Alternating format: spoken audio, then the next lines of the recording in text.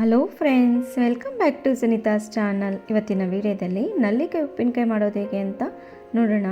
ಊಟದ ಜೊತೆ ಒಂದು ಉಪ್ಪಿನಕಾಯಿ ಇದ್ದರೆ ಹೇಗಿರುತ್ತೆ ಹೇಳಿ, ಸೂಪರ್ ಆಗಿರುವಂಥ ಒಂದು ಕಾಂಬಿನೇಷನು. ಸೂಪರ್ ಆಗಿರುತ್ತೆ, ತುಂಬಾ ಸುಲಭವಾಗಿ ಜಸ್ಟ್ ಒಂದು 10-15 ನಿಮಿಷದಲ್ಲೇ ನಲ್ಲಿಕಾಯಿ ಉಪ್ಪಿನಕಾಯಿನ ನಾವು ರೆಡಿ ಮಾಡ್ಕೊಂಬಿಡ್ಬೋದು. ಹಾಗೆ ನೋಡಿ, ಇಲ್ಲಿ ನಾನು 1 ಕೆ ಜಿಯಷ್ಟು ನಲ್ಲಿಕಾಯಿನ ತೊಗೊಂಡಿದ್ದೀನಿ. ಇದನ್ನು ನೀಟಾಗಿ ವಾಶ್ ಮಾಡಿಕೊಂಡು ಒಣ ಬಟ್ಟೆಯಲ್ಲಿ ಒರೆಸಿ ಇಟ್ಕೊಂಡಿದ್ದೀನಿ. ನಿಮಗೆ ಎಷ್ಟು ಬೇಕಷ್ಟು ನೋಡಿ ನೆಲ್ಲಿಕಾಯಿನ ತೊಗೊಳ್ಳಿ. ಹಾಗೆ ನೋಡಿ, ಈ ನೆಲ್ಲಿಕಾಯಿನ ನಾವಿವಾಗ ಯಾವುದೇ ರೀತಿ ಬೇಯಿಸೋದಾಗಲಿ ಸ್ಟೀಮ್ ಮಾಡ್ಕೊಳೋದಾಗಲಿ ಏನೂ ಇಲ್ಲ. ಜಸ್ಟ್ ಈ ರೀತಿಯಾಗಿ ಇವತ್ತು ತೋರಿಸ್ತಾ ಇರೋ ರೀತಿಯಲ್ಲಿ ಮಾಡ್ಕೊಳ್ಳೋಣ. ನೋಡಿ, ಈ ರೀತಿ ಸ್ವಲ್ಪ ನೆಲ್ಲಿಕಾಯಿನ ತೊಗೊಂಡ್ಬಿಟ್ಟು ಕುಟ್ಟಣಿಕೆ ಇರುತ್ತಲ್ವ ಅದರಲ್ಲಿ ಹಾಕ್ಕೊತಾ ಇದ್ದೀನಿ. ಅದರಲ್ಲಿ ಎಷ್ಟು ಬೇಕಷ್ಟು ನೋಡಿ, ಜಜ್ಲಿಕ್ಕೆ ಎಷ್ಟು ಬೇಕಷ್ಟು ನೆಲ್ಲಿಕಾಯಿನ ಈ ರೀತಿಯಾಗಿ ಹಾಕ್ಕೊಂಡು ಜಸ್ಟ್ ಅದನ್ನು ತುಂಬ ಸಾಫ್ಟಾಗಿ ಏನು ಮೆತ್ತಗಾಗೋವರೆಗೂ ಕುಟ್ಕೊಳೋದು ಬೇಡ. ಜಸ್ಟ್ ಒಂದು ಸ್ವಲ್ಪ ಅದು ನೆಲ್ಲಿಕಾಯಿ ಸ್ವಲ್ಪ ಜಜ್ಜಿದ್ರೆ ಆಗುತ್ತಲ್ವ, ಈ ರೀತಿಯಾಗಿ ಆದರೆ ಸಾಕಾಗುತ್ತೆ. ಇದನ್ನು ಈ ರೀತಿ ಮಾಡ್ಕೊಂಡು ಒಂದು ಬೌಲಲ್ಲಿ ಹಾಕಿಟ್ಕೋಬೇಕು. ಮತ್ತು ಸ್ವಲ್ಪ ನೆಲ್ಲಿಕಾಯಿನ ಅದೇ ರೀತಿಯಾಗಿ ಹಾಕ್ಕೊಂಡ್ಬಿಟ್ಟು ಅದೇ ರೀತಿಯಾಗಿ ಜಜ್ಜಬೇಕು. ಸ್ವಲ್ಪ ಜಸ್ಟ್ ಅದು ನೆಲ್ಲಿಕಾಯಿ ಒಂದು ಸ್ವಲ್ಪ ಲೈಟಾಗಿ ಮೆತ್ತಗಾಗಬೇಕಷ್ಟೆ, ಆ ರೀತಿ ಆದರೆ ಸಾಕಾಗುತ್ತೆ. ಅದೇ ರೀತಿ ನಾನು ಎಲ್ಲ ನೆಲ್ಲಿಕಾಯಿನ ಜಜ್ಜಿಬಿಟ್ಟು ಒಂದು ಬೌಲಲ್ಲಿ ಹಾಕಿಟ್ಕೊತೀನಿ. ನೋಡಿ, ಎಲ್ಲ ನೆಲ್ಲಿಕಾಯಿನೂ ಜಜ್ಜಿದ್ದೀನಿ. ಜಸ್ಟ್ ಈ ರೀತಿ ಆದರೆ ಸಾಕಾಗುತ್ತೆ. ಇವಾಗ ಇದಕ್ಕೆ ಒಂದು ಪ್ಯಾನನ್ನು ಇಟ್ಬಿಟ್ಟು 1-2 ಸ್ಪೂನಷ್ಟು ಸಾಸಿವೆ ಹಾಕ್ಕೊಂಡಿದ್ದೀನಿ. ಹಾಗೆ 2 ಸ್ಪೂನಷ್ಟು ಮೆಂತ್ಯ ಕಾಳನ್ನು ಹಾಕ್ಕೊಂಡಿದ್ದೀನಿ. ಇದನ್ನು ಮೀಡಿಯಮ್ ಫ್ಲೇಮಲ್ಲೇ ಇಟ್ಕೊಂಡು ಸ್ವಲ್ಪ ಕೆಂಪಗಾಗೋವರೆಗೂ ಹುರ್ಕೋಬೇಕಾಗುತ್ತೆ. ತುಂಬ ಹೊತ್ತೇನು ಹುರಿಯೋದು ಬೇಕಾಗೋದಿಲ್ಲ. ಜಸ್ಟ್ ಅದೊಂದು ಸ್ವಲ್ಪ ಒಂದೊಳ್ಳೆ ಘಮ ಬರುತ್ತೆ ನೋಡಿ, ಅಲ್ಲಿವರೆಗೂ ಹುರ್ಕೊಂಡ್ರೆ ಸಾಕಾಗುತ್ತೆ. ನೋಡಿ, ಈಗ ಒಂದು ಸ್ವಲ್ಪ ಕಲರ್ ಸಹ ಚೇಂಜ್ ಆಗಿದೆ. ಈ ರೀತಿಯಾಗಿ ಆದಮೇಲೆ ಇದನ್ನು ತೆಗೆದುಬಿಟ್ಟು ಒಂದು ಬೌಲಲ್ಲಿ ಹಾಕಿಟ್ಕೊಳ್ಳೋಣ. ಸ್ವಲ್ಪ ತಣ್ಣಗಾದಮೇಲೆ ಪುಡಿ ಮಾಡ್ಕೋಬೇಕಾಗುತ್ತೆ. ನೋಡಿ, ಈಗ ತಣ್ಣಗಾಗಿದೆ. ಇದನ್ನು ಮಿಕ್ಸಿ ಜಾರ್ಗೆ ಹಾಕ್ಕೊತಾ ಇದ್ದೀನಿ. ಇದನ್ನು ಫಸ್ಟ್ ನಾವು ನುಣ್ಣಗೆ ಪುಡಿ ಮಾಡ್ಕೊಂಬಿಡೋಣ. ನೋಡಿ, ಈ ರೀತಿ ನುಣ್ಣಗೆ ಪುಡಿ ಮಾಡ್ಕೊಂಡಿದ್ದೀನಿ. ಇದಾದಮೇಲೆ ಇದರಲ್ಲೇ ನಾವೀಗ ಒಂದು ಸ್ವಲ್ಪ ಬೆಳ್ಳುಳ್ಳಿಯನ್ನು ಹಾಕ್ಕೊತಾ ಇದ್ದೀನಿ.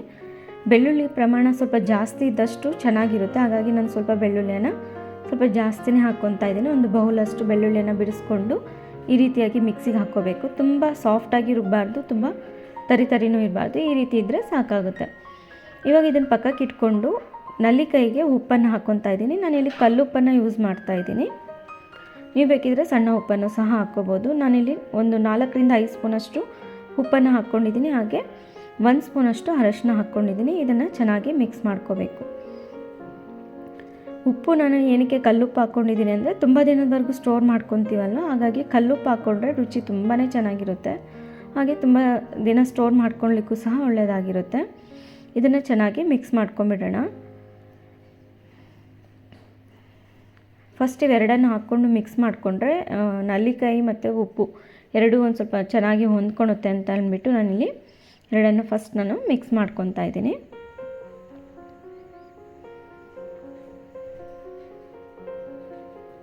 ನೋಡಿ, ಇವಾಗ ಮಿಕ್ಸ್ ಮಾಡ್ಕೊಂಡಾದಮೇಲೆ ಇದರಲ್ಲಿ ಒಂದು 4-5 ಸ್ಪೂನಷ್ಟು ಖಾರದ ಪುಡಿಯನ್ನು ಹಾಕ್ಕೊಳ್ಳೋಣ. ನಿಮ್ಮ ಖಾರಕ್ಕೆ ನೋಡಿಕೊಂಡು ನೀವು ಖಾರದ ಪುಡಿಯನ್ನು ಹಾಕ್ಕೊಳ್ಳಿ. ನಾನಿಲ್ಲಿ 4-5 ಸ್ಪೂನಷ್ಟು ಖಾರದ ಪುಡಿ ಹಾಕ್ಕೊತಾ ಇದ್ದೀನಿ. ಇದನ್ನೆಲ್ಲ ಹಾಕ್ಕೊಂಡು ಚೆನ್ನಾಗಿ ಮಿಕ್ಸ್ ಮಾಡ್ಕೋಬೇಕು. ಈ ಖಾರದ ಪುಡಿ ಏನಿದೆ ಅಲ್ವಾ, ಇದು 2 ರೀತಿಯಾದಂಥ ಮೆಣಸಿನ್ಕಾಯಲ್ಲಿ ಮಾಡಿಸ್ಕೊಂಡಿರೋವಂಥದ್ದು. ಬ್ಯಾಡಗಿ ಮೆಣಸಿನ್ಕಾಯಿ ಮತ್ತು ಗುಂಟೂರು ಮೆಣಸಿನ್ಕಾಯಿ ಎರಡನ್ನು ಮಿಕ್ಸ್ ಮಾಡಿ ಪುಡಿಯನ್ನು ಮಾಡಿಸ್ಕೊಂಡು ಯೂಸ್ ಮಾಡ್ತಾಯಿದ್ದೀನಿ. ಕಲರು ಮತ್ತು ಖಾರ ಎರಡೂ ಸಹ ತುಂಬ ಚೆನ್ನಾಗಿ ಬ್ಯಾಲೆನ್ಸಿಂಗ್ ಆಗಿರುತ್ತೆ. ನೋಡಿ, ಈ ರೀತಿ ಚೆನ್ನಾಗಿ ಮಿಕ್ಸ್ ಮಾಡ್ಕೋಬೇಕು. ಎಲ್ಲ ನೆಲ್ಲಿಕಾಯಿಗೂ ಉಪ್ಪು ಮತ್ತು ಖಾರ ಎಲ್ಲ ಚೆನ್ನಾಗಿ ಹತ್ಕೋಬೇಕು. ನೋಡಿ, ಮಿಕ್ಸ್ ಮಾಡ್ಕೊಂಡಾದಮೇಲೆ ಇದೇನು ಪುಡಿ ಮಾಡ್ಕೊಂಡಿಟ್ಟಿರ್ತೀವಲ್ಲ ಅದನ್ನು ಸಹ ಹಾಕ್ಕೊತಾ ಇದ್ದೀನಿ. ಇದು ಹಾಕ್ಕೊಂಡು ಮತ್ತೆ ಇನ್ನೊಂದು ಸರಿ ನೀಟಾಗಿ ಮಿಕ್ಸ್ ಮಾಡ್ಕೊಳ್ಳೋಣ. ಉಪ್ಪು ಒಂದು ಸ್ವಲ್ಪ ನೀರು ಬಿಡಬೇಕು, ನಲ್ಲಿಕಾಯಿ ಜೊತೆ ಹೊಂದ್ಕೋಬೇಕು.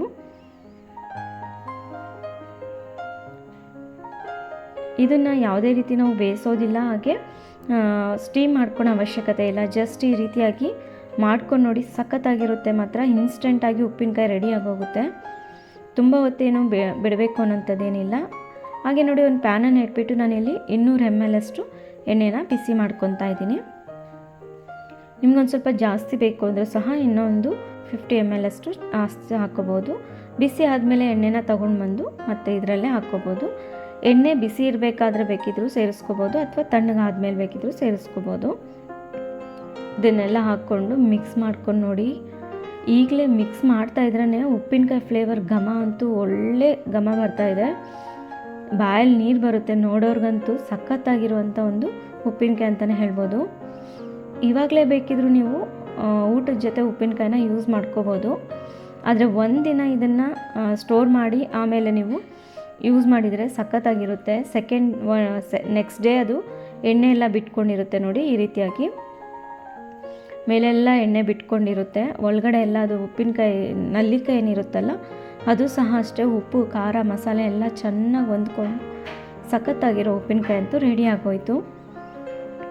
ತುಂಬಾ ಸುಲಭವಾಗಿ ಈ ರೀತಿ ಉಪ್ಪಿನಕಾಯಿ ಅಂತೂ ಮಾಡ್ಕೋಬೋದು. ಊಟಕ್ಕೆ ರುಚಿಕರವಾಗಿರುವಂಥ ಒಂದು ಉಪ್ಪಿನಕಾಯಿ ಇದ್ಬಿಟ್ರೆ ಊಟದ ಮಜಾನೇ ಬೇರೆ. ಈ ರೀತಿ ನೀವು ಸಹ ಒಂದ್ಸರಿ ಟ್ರೈ ಮಾಡಿ ನೋಡಿ. ತುಂಬಾ ರುಚಿಕರವಾಗಿರೋ ಉಪ್ಪಿನಕಾಯಿ ಅಂತಲೇ ಹೇಳ್ಬೋದು. ಇದನ್ನು ನಾವು 1 ವರ್ಷದವರೆಗೂ ಸ್ಟೋರ್ ಮಾಡಿ ಇಟ್ಕೋಬೋದು. ಈ ವಿಡಿಯೋ ಇಷ್ಟ ಆಗಿದೆ ಅಂದ್ಕೊಂಡಿದ್ದೀನಿ. ಇಷ್ಟ ಆಗಿದರೆ ಪ್ಲೀಸ್ ಲೈಕ್ ಮಾಡಿ, ಶೇರ್ ಮಾಡಿ, ಸಬ್ಸ್ಕ್ರೈಬ್ ಆಗಿಲ್ಲ ಅಂದರೆ ಸಬ್ಸ್ಕ್ರೈಬ್ ಆಗಿ. ಮತ್ತೊಂದು ಒಳ್ಳೆಯ ವಿಡಿಯೋ ಜೊತೆಗೆ ಭೇಟಿ ಆಗೋಣ. ಧನ್ಯವಾದಗಳು.